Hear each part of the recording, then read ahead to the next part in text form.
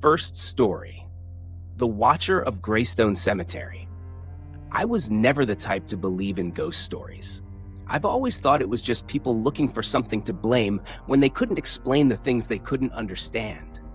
But that was before I had to spend the night at Greystone Cemetery. I had been working as a night guard for the cemetery on the outskirts of Springfield for a few weeks. Nothing too extraordinary. It was quiet, dark, and I had my fair share of late-night shifts. The cemetery wasn't exactly famous, but it had its share of old graves, some dating back over a century, and a reputation for being haunted. But like I said, I never believed in that stuff. It was a cold evening in late October, and I was sitting in my little shack at the cemetery gates, flipping through an old magazine, when the lights flickered. I rolled my eyes. The electrical system was always on the fritz, especially around the older graves. But then the wind picked up. It was a strange wind, almost like it was pushing through the trees, whispering in a way I couldn't quite understand. I looked up, and that's when I saw it. At first, it seemed like a shadow in the distance. I thought it was just another trick of the light or my tired eyes playing games. But the shadow started moving, slowly and then faster, until it was clear. It was something large, something human-shaped. My heart skipped a beat. I grabbed my flashlight and made my way out of the shack. I wasn't sure why, but I felt compelled to follow. My feet moved on their own as I crossed the graveyard, heading toward the old section of the cemetery, the part that had been abandoned for years. The graves were weathered, the names barely legible.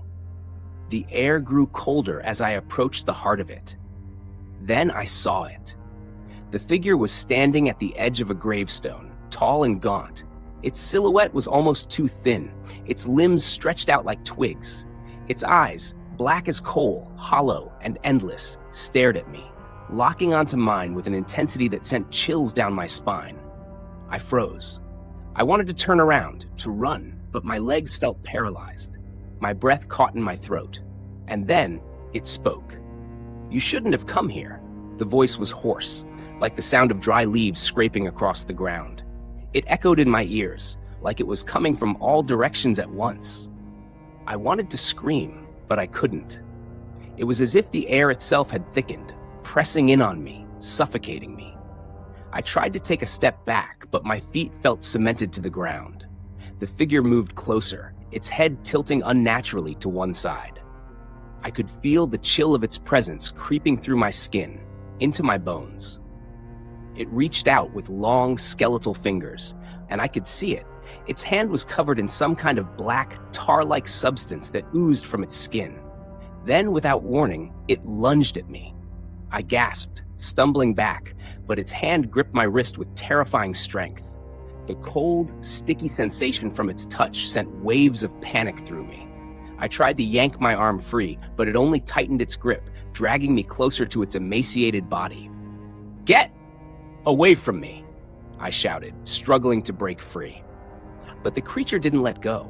It lifted me off the ground, its grip tightening, and then I saw it.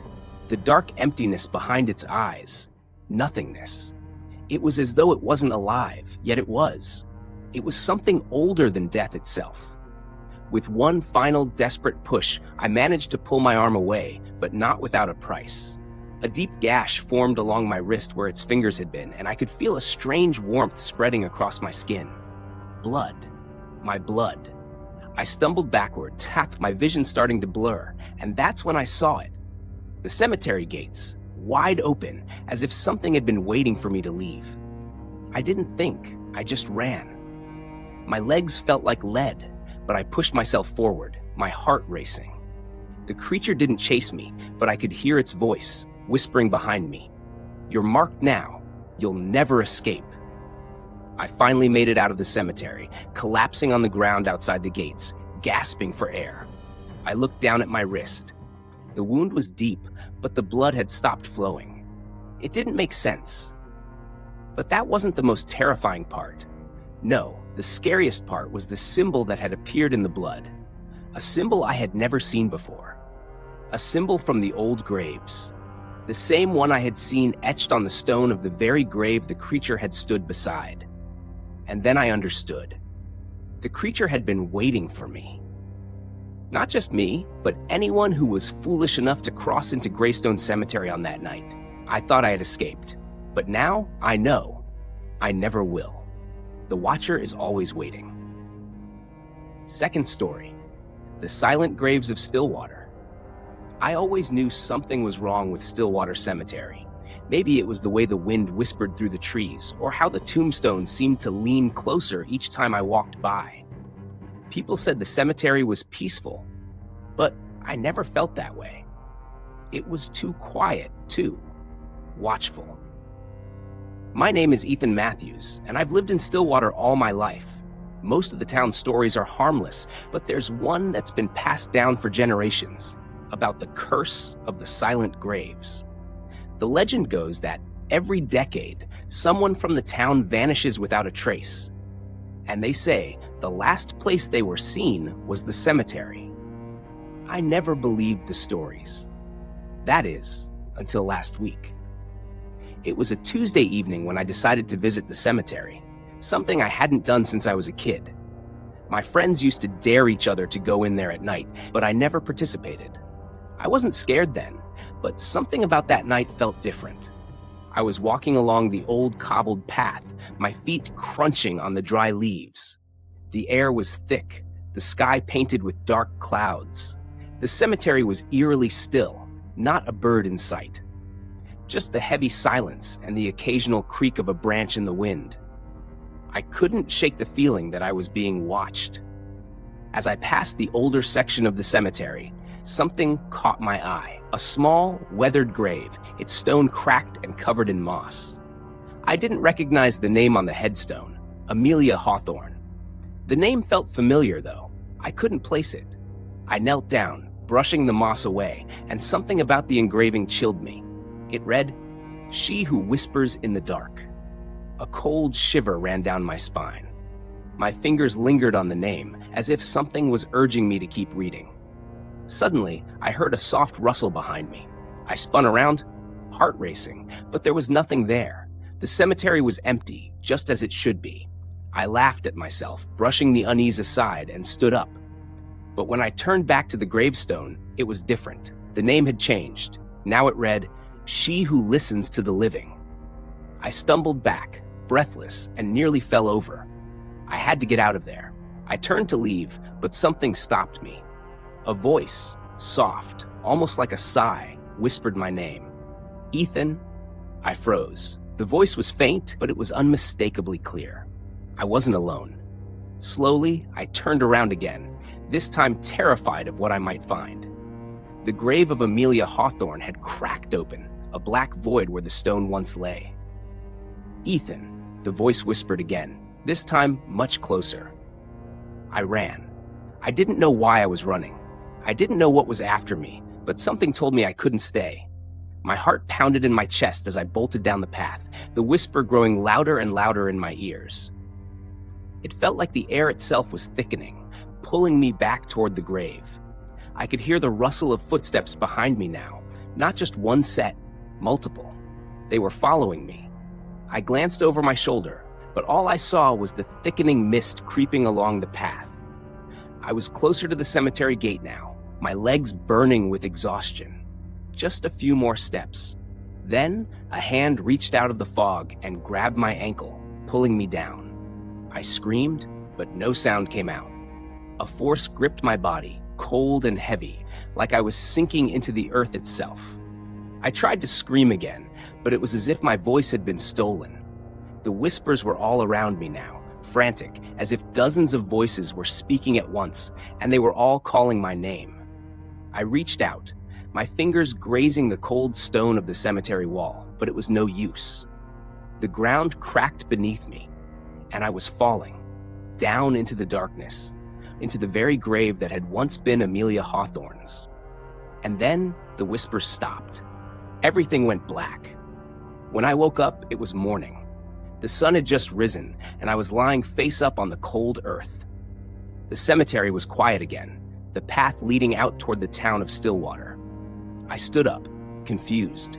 looking around. Everything was as it should be. The fog lifted, the tombstones silent. But as I glanced down at the ground where I had fallen, I saw it. A new grave had appeared, and on the stone my name was etched, Ethan Matthews. Underneath it read, "He who listens to the dead." Third story, the hollow tombs of Maplewood. It was one of those quiet, sleepy towns, the kind that never felt quite right. Maplewood, a small place in northern Illinois, had an old cemetery at the edge of town. People rarely spoke of it, and when they did, it was in whispers, as if the very mention of the name might summon something sinister. I never thought much about it, that is, until the day I found myself standing at the gates, staring at the darkened rows of tombstones. I had just moved to Maplewood for a fresh start. I didn't know anyone here, and the isolation felt like a blessing. But that day, everything changed. I had taken a walk to explore the town, trying to get familiar with the streets, the parks, and the people. The cemetery was never on my radar, but there it stood, as if calling to me. I felt an eerie pull toward it. Something in the air felt wrong. At first glance, it was a normal cemetery. Rows of old gravestones, some cracked with age, others barely standing upright. But the further I ventured, the stranger it became. The air grew heavy, colder, and the once peaceful place felt oppressive. There was an odd silence that seemed to drown out every sound around me. No birds, no wind, just an overwhelming stillness. As I walked between the tombstones, I felt like I was being watched. My skin prickled with unease. I tried to brush it off, telling myself it was nothing. But the feeling didn't go away. In fact, it only grew stronger. It was as if the very ground beneath me was alive, whispering secrets I wasn't meant to hear. My feet carried me deeper into the cemetery, toward a section I had never noticed before. The graves here were different, newer, but not quite right. The stones were fresh, their carvings still sharp, yet the names were all wrong. I stopped in front of one, its inscription strange and unsettling. Anna Mayfield, died, never. My heart raced as I traced my fingers over the letters. There was something wrong with this grave, with all the graves in this section. They all had the same haunting message: died, never. A soft rustling noise broke the silence, like the faint sound of someone brushing against the grass. I whipped around, my eyes scanning the tombstones, but there was no one there. Only the wind, or what I thought was the wind. Suddenly, a chill ran down my spine as a voice, low, guttural, whispered my name. Evan. I froze. My name. But there was no one around. I turned back to the tombstone, my breath caught in my throat. The name Anna Mayfield on the grave seemed to shimmer, the letters flickering as though they were alive. Evan. The voice came again, clearer this time, as if it were right behind me. I spun around, my pulse pounding in my ears. But once again, there was nothing. Nothing but the graves, the shadows, and that oppressive silence. I took a step back, my feet stumbling on the uneven ground. I needed to leave. This place was wrong, too wrong. But as I turned toward the exit, I noticed something. The path I had taken to enter the cemetery was gone. The gates were no longer in sight. Panic surged through me. I started running, my heart hammering in my chest, but no matter how fast I ran, the landscape around me seemed to shift, twisting and distorting. The tombstones closed in, the rows seeming to stretch endlessly, like they were growing taller, leaning toward me. I couldn't escape. I couldn't breathe. The air was thick, suffocating. I stumbled and fell to the ground, my hand landing on another gravestone. I looked up at it in horror. Evan Mitchell? Never. My mind snapped. It couldn't be. It wasn't possible. The grave, it was mine. I knew it was mine, and yet I couldn't remember dying. I hadn't died. I was alive.